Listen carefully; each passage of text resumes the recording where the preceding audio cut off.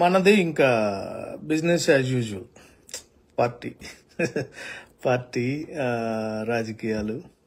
So Jagananna మంచిది. అంటే జగనన్న ఇంతకుముందు కూడా చెప్పారు, కార్యకర్తల్ని మేము పట్టించుకోలేదు పోయినసారి. ఎందుకు పట్టించుకోలేని అనేది కూడా అర్థం చేసుకున్న వాళ్ళకి అర్థమైంది.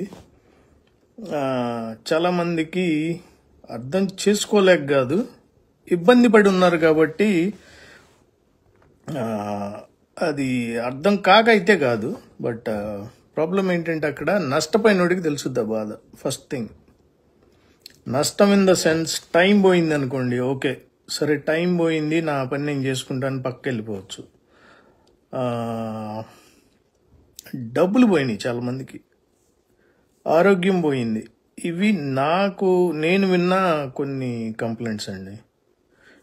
బిల్లులు రాక కొంతమంది నష్టపోయారు, ఇవన్నీ ఉన్నాయి. ఓకే, అసలు లేవు బాధలు, అంతా బాగుంది అంటానికి లేదు. సో ఇప్పుడు ఈ వీడియో విన్నారు కదా, జగనన్న నాది ఒక చిన్న రిక్వెస్ట్ అండి అంతే. జగనన్న గారికి ఇప్పుడు ఈ ఫేస్బుక్ ద్వారా చిన్న రిక్వెస్ట్ ఏంటంటే, అన్న మంచిదన్నా, మీరు మళ్ళా ఆ విషయాన్ని మళ్ళీ చెప్పారు, రీట్రేట్ చేశారు, మంచిది. కార్యకర్తలకి పెద్ద పీఠం వేస్తామన్నారు, మంచిదన్నా. That's a welcoming news, refreshing news కూడా అందరికీ, కార్యకర్తలకి. బట్ ఇక్కడ నా విన్నపం ఏంటంటే అన్న, నెక్స్ట్ టర్మ్లో రెడ్డి ఎవరో రాజు ఎవరో తెలియదన్నా మనకి. అంటే అది సామెతకు వాడాను, మళ్ళీ మీరు దాని లోపల ఇవన్నీ లాక్కండి. సో అప్పటికి ఎలా ఉంటాయి ఏంటి పరిస్థితులు అంటే ఎవరని చెప్పలేం. దేవుడి దయ వల్ల అన్ని సవ్యంగా, మీరు పవర్లోకి రావాలి అనేదే మా ఆశ. డెఫినెట్గా మీరు పవర్లోకి వస్తే ఆ సంక్షేమం అదంతా మళ్ళీ మొదలు పెడతారు, పేదలకి ఉపయోగపడుతుంది ప్రభుత్వం, ఇప్పుడు పడుతున్న ఇబ్బందులు ఉండవు అనేది అది మాత్రం డెఫినెట్ అన్న. మా ఆశ కూడా అదే, మా కోరిక కూడా అదే, చాలామంది నిన్ను అభిమానించే వ్యక్తులంగా. సో నాది ఒక చిన్న విన్నపం ఏంటంటే అన్న, అప్పుడు చేస్తారు బాగానే ఉంది, చెప్తున్నారు పెద్దపీఠం వేస్తామంటే వాళ్ళని విస్మరించాము లాస్ట్ టైము. ఎందుకంటే పాలనా వ్యవహారం, కరోనా, ఇవన్నీ చాలా చాలా ఉన్నాయి. సరే అన్నీ మళ్ళీ చెప్పుకుని మనం టైం వేస్ట్ చేయటం నాకు ఇష్టం లేదు. ఎందుకంటే అందరికీ తెలుసు అన్న, అందరికీ తెలుసు. కరోనా 2 ఏళ్ళు పోయింది, తర్వాత పాలనలో మళ్ళా మనం స్టార్ట్ చేసి అన్నీ చేసి అయినా కానీ బ్రహ్మాండమైన అభివృద్ధి అయితే చేయగలిగాము. బట్ కార్యకర్తల విషయంలో మాత్రం వాళ్ళని పోగొట్టుకున్నాం అన్న, చాలా మందిని మనం పోగొట్టుకున్నాం. వాళ్ళ భరోసా మళ్ళా మనం వెనక్కి తిరిగి తెచ్చుకోవాలండి. వాళ్ళు పక్కకి వెళ్ళిపోయి ఎవరి పని వాళ్ళు చేసుకుంటున్నారన్న, ఫైన్, అదే చెయ్యాలి. టైం ఉన్న వాళ్ళే స్పెండ్ చేయండి అని కూడా నేను ఎప్పుడు చెప్పినా చెప్తాను. మీకు టైం ఉంటేనే స్పెండ్ చేయండి, రాజకీయాల్లో కానీ, ఎక్కడ ఫేస్బుక్లో కానీ, ట్విట్టర్ కానీ, ఏదైనా ఉన్నాయండి. ఇప్పుడు చేసేవాళ్ళు చేయండి, బలవంతం లేదు ఎవరికి. సో ఇంతకుముందు నిన్ను నెత్తిన పెట్టుకున్న వాళ్ళంతా ఏమయ్యారంటే మమ్మల్ని వదిలేశారు లాస్ట్ టైము. మళ్ళా వచ్చినా కానీ మాకు ఏమి ఇలాగే ఉంటుందేమో అనే ఒక డౌట్లో కూడా ఉన్నారన్న.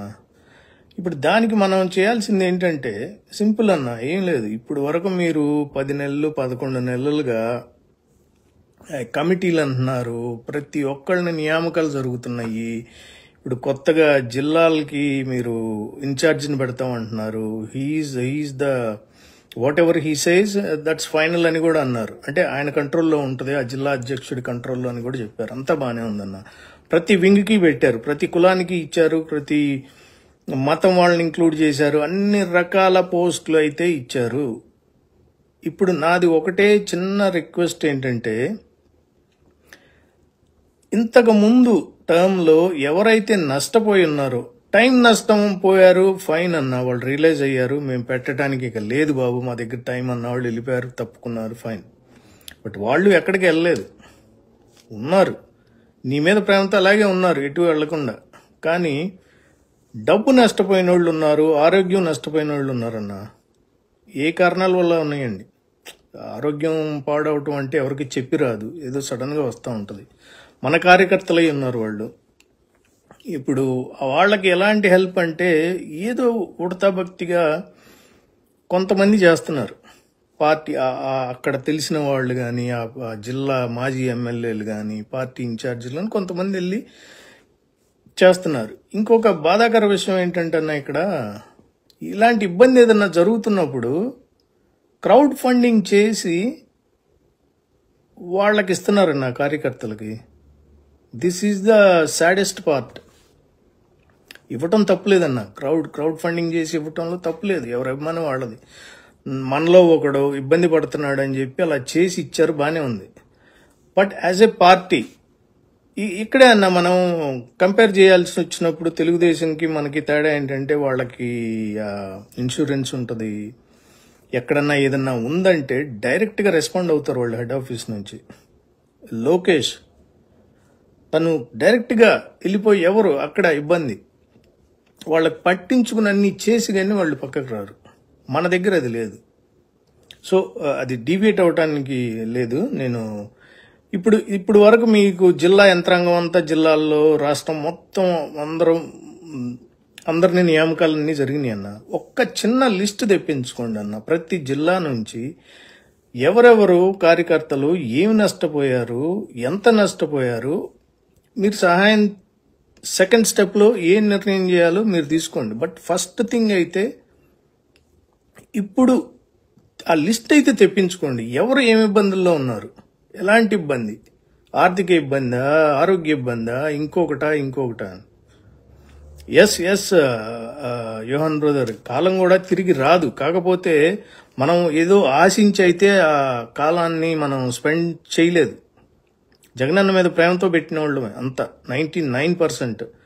ఏదో ఆశించి మనం ఆ టైం స్పెండ్ చేసామంటానికి కూడా లేదు. సో ఇప్పుడు అది మా పొరపాటు అని గ్రహించిన వాళ్ళు ఏం చేశారంటే తప్పుకున్నారు, కామ్కుంటున్నారు, ఎవరి పని వాళ్ళు చేసుకుంటున్నారు. ఫైన్. ఇప్పుడు నేను చెప్పే పాయింట్ ఏంటంటే, ఒక లిస్ట్ తెప్పించండి ప్రతి జిల్లా నుంచి. ఇబ్బంది పడిన వాళ్ళు ఎవరు, డబ్బు నష్టపోయింది ఎవరు, బిల్లులు ఎవరికి రాలేదు, అవన్నీ కనుక్కొని ఒక్కసారి తెప్పించి చూడండి. ఫస్ట్ డ్యూ డిలిజెన్స్ కూడా చేయండి అన్న, చెక్ చేయండి ఇది కరెక్ట్ సోర్స్ నుంచి వచ్చిందేనా కాదా, నిజంగా నష్టపోయాడా, ఊరికే ఏదో అందరితో పాటు ఏదో పేరు ఇచ్చేసి నేను నష్టపోయాను అంటున్నారా. అది ఒకసారి డ్యూ డిలిజెన్స్ కూడా చేసుకుని ఆ లిస్ట్లో నిజంగా నష్టపోయిన వాళ్ళని మీరు పిలిపించండి, మీరు సపరేట్గా పిలిపించండి అన్న. అందరినీ ఒకే వేదిక దగ్గరికి పిలిపించి వాళ్ళతో మాట్లాడండి. బాగా ఎక్కువ బిల్స్ రాకుండా నష్టపోయిన వాళ్ళు కూడా ఉన్నారు.